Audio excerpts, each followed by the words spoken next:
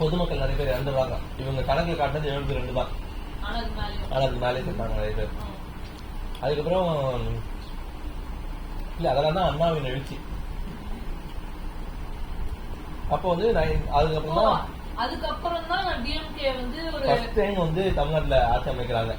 அதுக்கு முன்னாடிலாம் காங்கிரஸ். அதுக்கு முன்னாடி காங்கிரஸ் இந்தியா ஃபுல்லாவே காங்கிரஸ் தான்.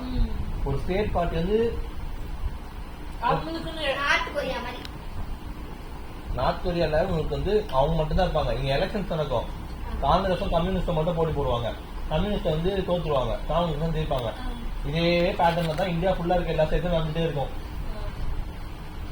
அப்புறம் தான் அதுக்கப்புறம் தான் இந்த காமராஜர் எல்லாம் வந்து எதுக்கு திரும்ப வந்து ஸ்டேட் எலெக்ஷன்ல கண்டெஸ்ட் பண்ண வந்தாருன்னா, நிலைமை கை மீறி போயிருச்சு. அவரு டெல்லி எலெக்ஷன்ஸ்ல மட்டும் டெல்லியில கான்சென்ட்ரேட் பண்ணிட்டு உட்காந்துட்டாரு. இங்க பக்தவர்த்தன சிஎம் 2 பேரும் காங்கிரஸ் தான். அப்படிதான் நிலைமை கை மீறி போகுதுன்னு சொல்லிட்டு இங்க வராது. நம்ம தமிழ்நாடு எலெக்ஷன்ஸை கான்சென்ட்ரேட் பண்ணணும்னு சொல்லிட்டு அனுப்பிச்சு வைக்கிறாங்க. தமிழ்நாடு எலெக்ஷன்ஸ் பாருங்க நிலைமை கை மீறி போகுது, அதனால அவரையும் தோக்கடிக்கிறாங்க. அவர் தோக்கடிக்கிறாங்க. இதுதான் இந்த ரீசன் தான்.